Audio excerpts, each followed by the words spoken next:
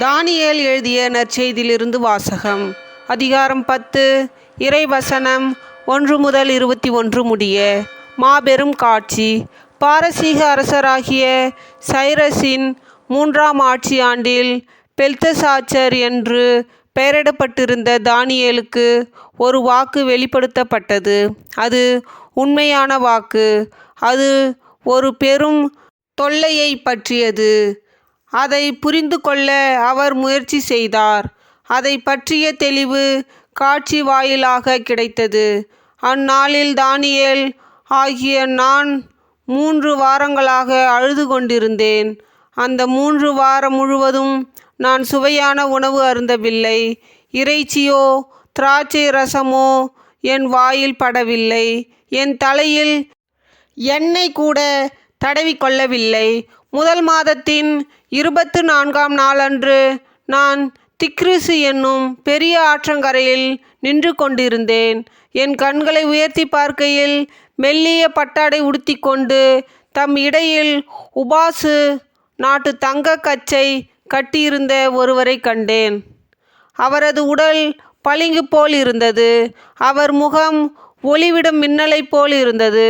அவருடைய கண்கள் பொறி பறக்கும் தீப்பந்தங்கள் போலும், கைகளும் கால்களும் மினுமினுக்கும் வெண்கலம் போலும், அவரது பேச்சொலி மக்கள் கூட்டத்தின் ஆரவாரம் போலும் இருந்தன. தானியேல் ஆகிய நான் மட்டுமே இந்த காட்சியை கண்டேன்.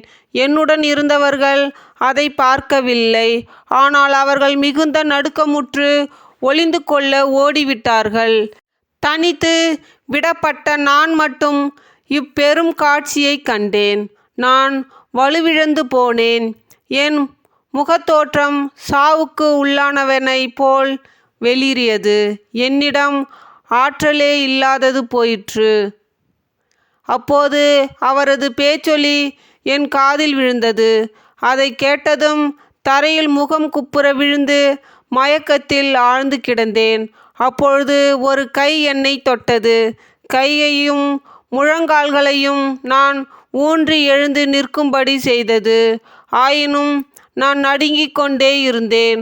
அவர் என்னை நோக்கி, மிகவும் அன்புக்குரிய தானியேல், நான் உனக்கு சொல்லும் வார்த்தைகளை கேள். நிமிர்ந்து நில், ஏனெனில் உன்னிடம்தான் நான் அனுப்பப்பட்டேன் என்றார். இவ்வாறு அவர் சொன்னவுடன் நடுங்கிக் கொண்டே நான் எழுந்து நின்றேன்.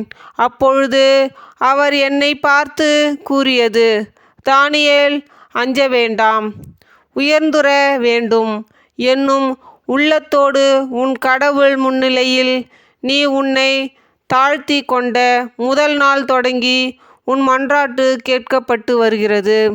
உன் மன்றாட்டுக்கேற்ப இதோ நான் வந்துள்ளேன்.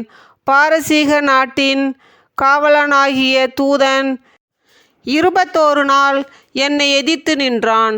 அங்கே பாரசீக அரசர்களோடு நான் தனித்து விடப்பட்டதால் தலைமை காவலர்களுள் ஒருவராகிய மிக்கேல் எனக்கு துணை செய்ய வந்தார்.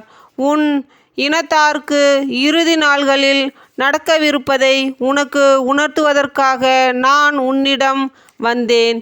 இந்த காட்சி நிறைவேற இன்னும் நாள்கள் பல ஆகும். அவர் இந்த வார்த்தைகளை எனக்கு சொன்னபோது நான் தலை கவிழ்ந்து தரையை நோக்கி பேசாதிருந்தேன்.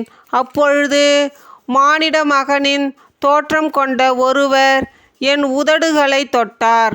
நானும் வாய் திறந்து பேசி எனக்கு எதிரில் நின்றவரை நோக்க, என் தலைவரே, இந்த காட்சியின் காரணமாய் நான் வேதனையுற்றேன். என்னிடம் ஆற்றலே இல்லாது போயிற்று. என் தலைவருடைய ஊழியனாகிய நான் என் தலைவராகிய உம்மோடு உரையாடுவது எப்படி? ஏனெனில் நான் வலிமை இழந்து விட்டேன், என் மூச்சும் அடைத்து கொண்டது என்றேன். அப்பொழுது மனித சாயல் கொண்ட அவர் மறுபடியும் என்னை தொட்டு வலுவூட்டினார். மேலும் அவர், மிகுந்த அன்புக்குரியவனே, அஞ்சாதே, உனக்கு சமாதானம் உண்டாவதாக, திடம் கொண்டு துணிவாயிரு என்றார். இவ்வாறு அவர் பேசியபோது எனக்கு துணிவு உண்டாகி, என் தலைவர் பேசட்டும், ஏனெனில் நீர் எனக்கு வலுவூட்டினீர் என்றேன். அப்பொழுது அவர் கூறியது, உன்னிடம் நான் வந்த காரணம் உனக்கு தெரிகிறதா? இப்பொழுது பாரசீக நாட்டு காவலனோடு மீண்டும் போரிட செல்கிறேன். நான் அவனை முறியடித்த பின் கிரேக்க நாட்டு காவலன் வருவான். ஆனால் அதற்கு முன் உண்மையில் நூலில் எழுதியுள்ளதை உனக்கு தெரிவிப்பேன்.